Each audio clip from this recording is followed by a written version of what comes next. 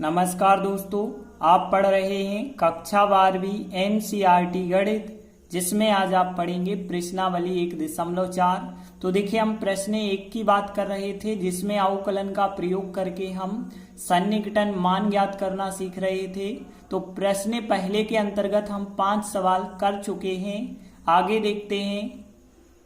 छठवां सवाल है। तो देखिए, हमने आपको क्या नियम बताया था। सबसे पहले जो संख्या होती है उसे 2 भागों में तोड़ते हैं। एक भाग x होना चाहिए और एक भाग डेल x होना चाहिए। और जो x ऐसा मान लिया जाता है जिसकी घात का मान आसानी से निकाला जा सके। और यदि x और डेल x आपसे निकालते बन गए तो फिर हम y निकालते हैं, और y बराबर होता है x, और जो घात क्वेश्चन में लगी है वो घात। यदि y का मान मिल जाता है तो फिर हम डेल y ज्ञात करते हैं, और डेल y का फार्मूला क्या होता है, dy/dx इंटू डेल x।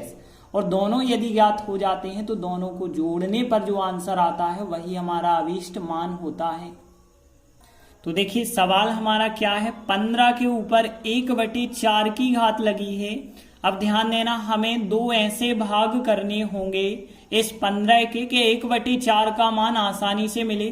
तो देखिए, 1/4 चतुर्थ मूल होता है। तो एक भाग हमने लिखा 16 और एक भाग -1। तो देखिए, 16 -1 इसलिए हमने लिखा क्योंकि आपको पता है 16 के ऊपर 1/4 की घात का मान आराम से हम निकाल सकते हैं, और 16 15 के निकट भी है। तो ऐसे 2 भाग हमने कर लिए। इनमें से एक भाग x हो जाता है, दूसरा भाग डेल x हो जाता है। तो हमने लिखा कि यहाँ पर x का मान हो जाएगा 16 है, और डेल x का मान कितना हो जाएगा, -1 हो जाएगा। x और डेल x यदि आ गए तब हम क्या ज्ञात करते हैं, y का मान ज्ञात करते हैं। तो y बराबर क्या होता है, x, और x के ऊपर वह घात जो क्वेश्चन में लगी होती है। तो क्वेश्चन में कितने की घात लगी है, 1/4 की। और फिर आगे यदि हम x का मान रख देते हैं तो x का मान कितना है, 16 है। तो 16 के ऊपर कितने की घात हो जाएगी, 1/4 की घात हो जाएगी। अब ध्यान देना, 16 को आप क्या लिख सकते हैं, 2 पे 4 की घात लिख सकते हैं, और फिर इंटू 1/4 की घात, 4 से 4 कट जाएगा। तो 2 पे 1 की घात का मान कितना आ गया, 2 आ गया। तो देखिए, y का मान तो आ गया है। अब हम ज्ञात करेंगे डेल y का मान। तो हमने लिखा तथा डेल y बराबर, डेल y का फार्मूला आपको पता होना चाहिए कि dy/dx इंटू डेल x होता है।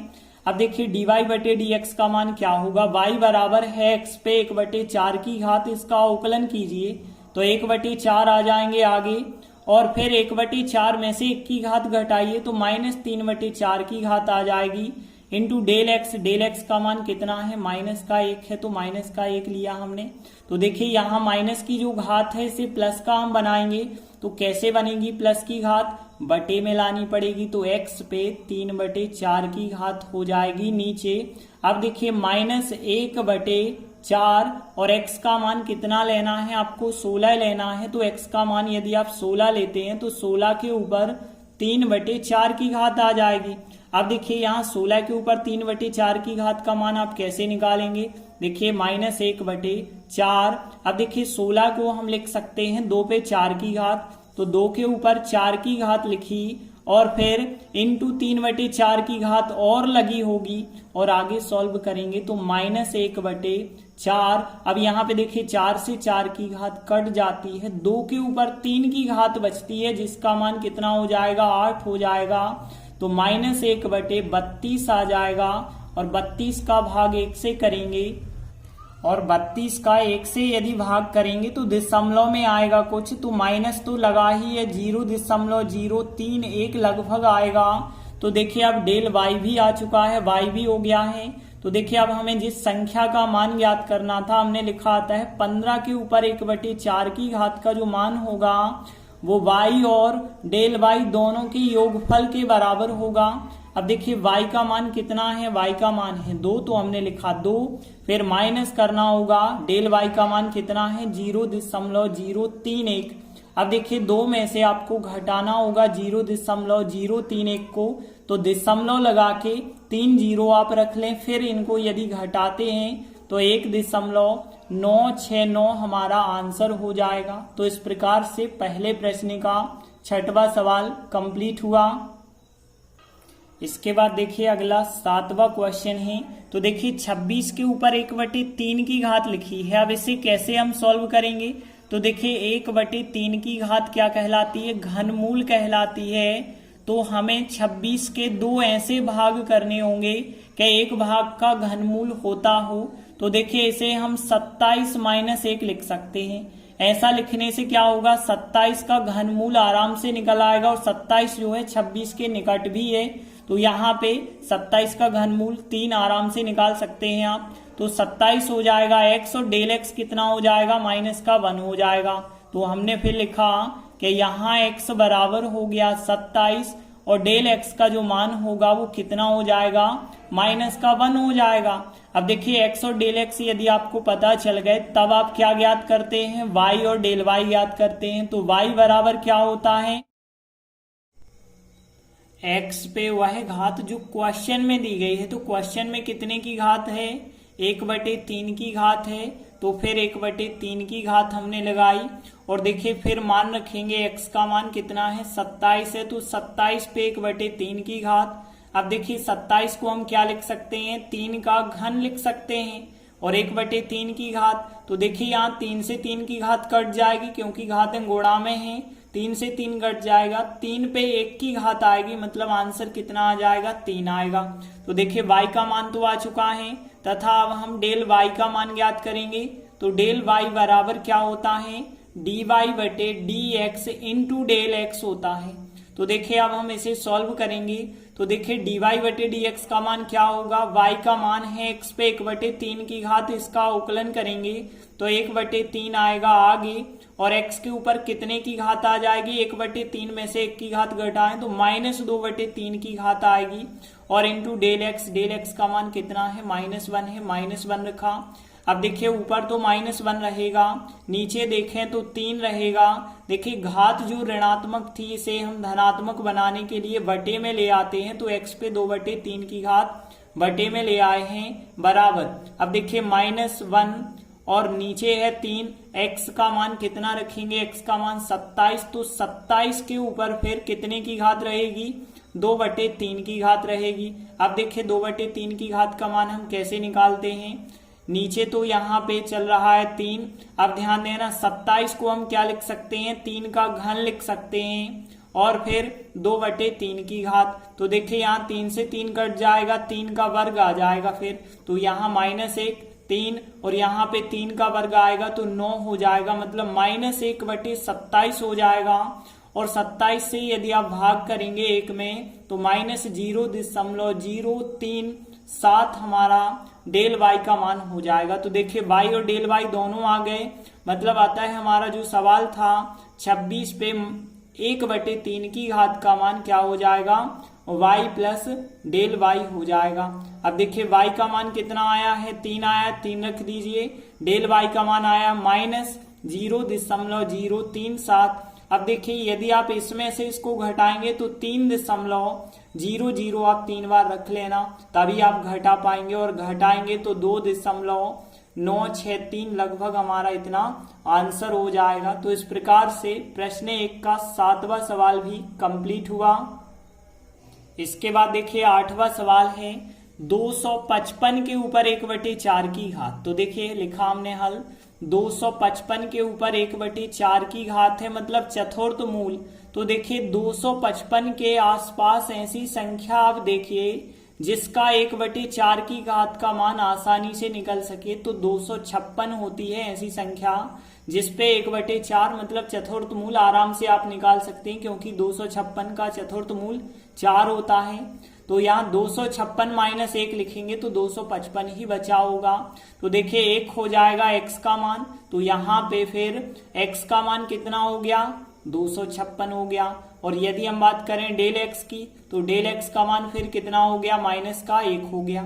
तो देखिए x और डेल x हो गए, तब हम क्या ज्ञात करेंगे, फिर y का मान ज्ञात करेंगे। तो y बराबर क्या होता है, x और x के ऊपर वह घात जो क्वेश्चन में लगी है तो 1/4 की घात।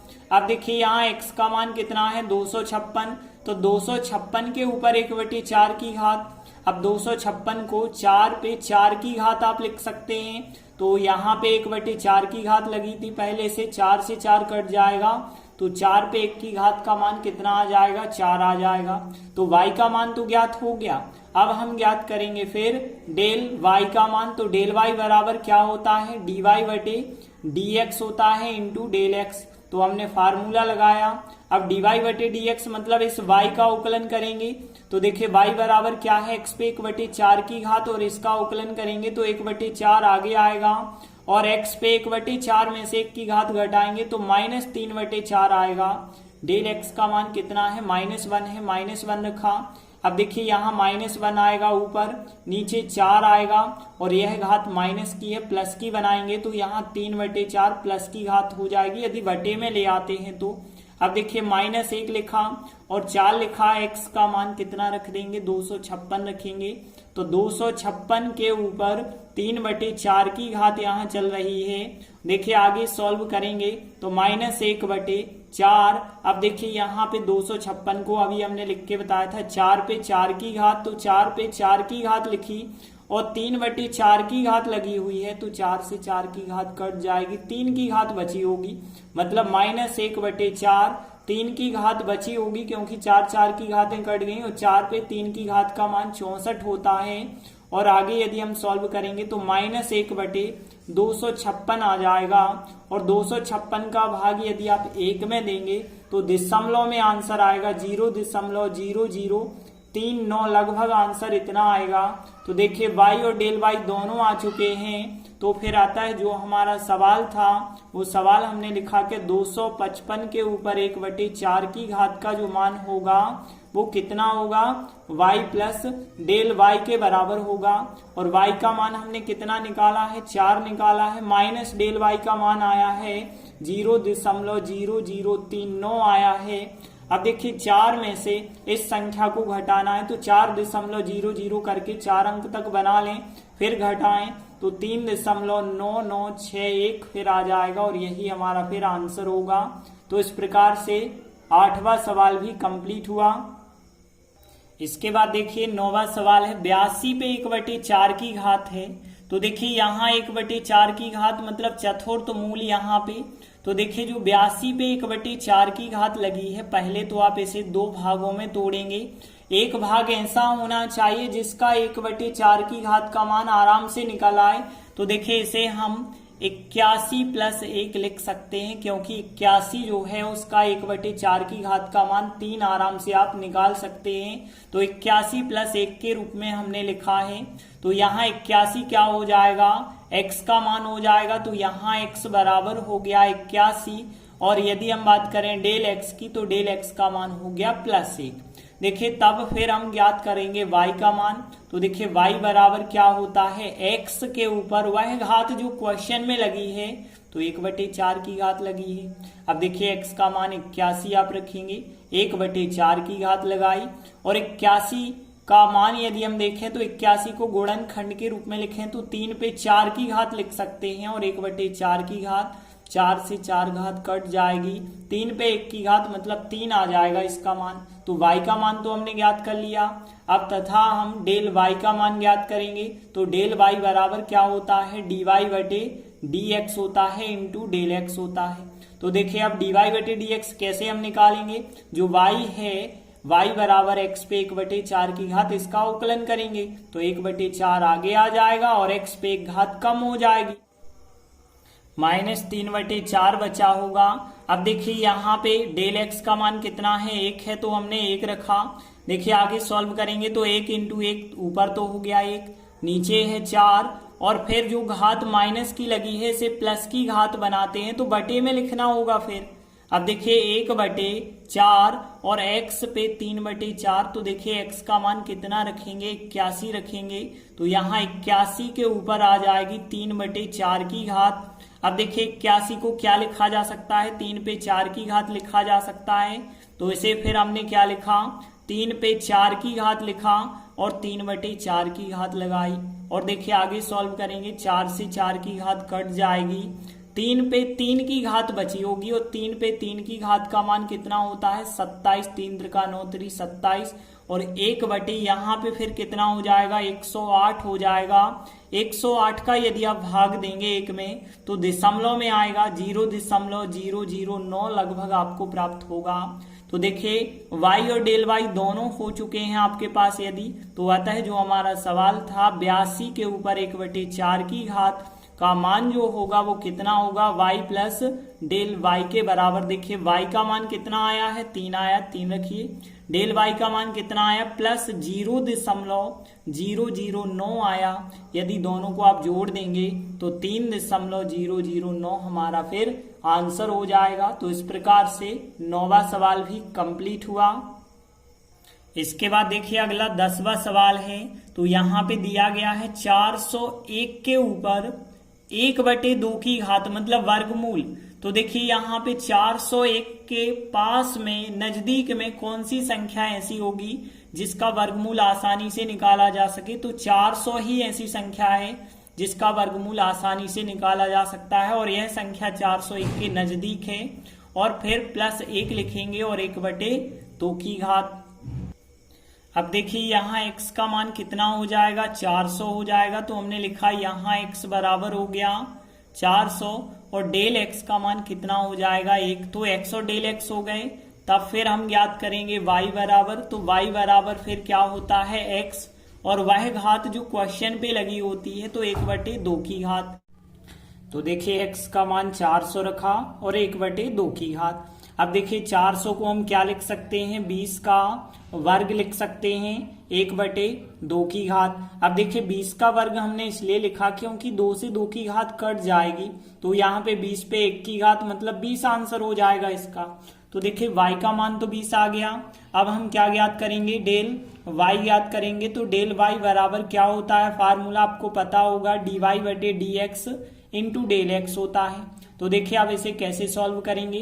तो देखिए dy/dx मतलब यहाँ पे y बराबर जो x है 1/2 की घात इसका अवकलन कर देंगे। तो देखिए 1/2 क्या कहलाती है घात करनी की घात कहलाती है। तो करनी x समझ लीजिए। करनी x का अवकलन आपको पता है कितना होता है 1/2 करनी होता है। तो फिर करनी x का किया तो 1/2 करनी x और डेल x का मान कितना रख दिया है हमने 1 रखा है। अब देखिए 1/2 करनी x मतलब x का मान कितना रखेंगे आप 400 रखेंगे। 400 लिखा और इंटू 1 किया है तो 1 ही बन जाएगा। अब देखिए 1/400 का वर्गमूल कितना हो जाएगा 20 और 20 इंटू 2 करेंगे तो 40 हो जाएगा। 1/40 मतलब 40 का भाग आप 1 में करेंगे तो देखिए दशमलव में आएगा 0.025 आएगा। और देखिए y और डेल y यदि ज्ञात हो गए तो फिर आता है जो हमारा सवाल था 401 के ऊपर 1/2 की घात का उसका मान क्या होगा y प्लस डेल y के योगफल के बराबर होगा। y का मान कितना आया है 20 आया है और डेल y का मान कितना आया है 0.025 आया है। टोटल करके लिखेंगे तो 20.025 हमारा आंसर हो जाएगा। तो इस प्रकार से पहले प्रश्न का 10वां सवाल भी कंप्लीट हुआ।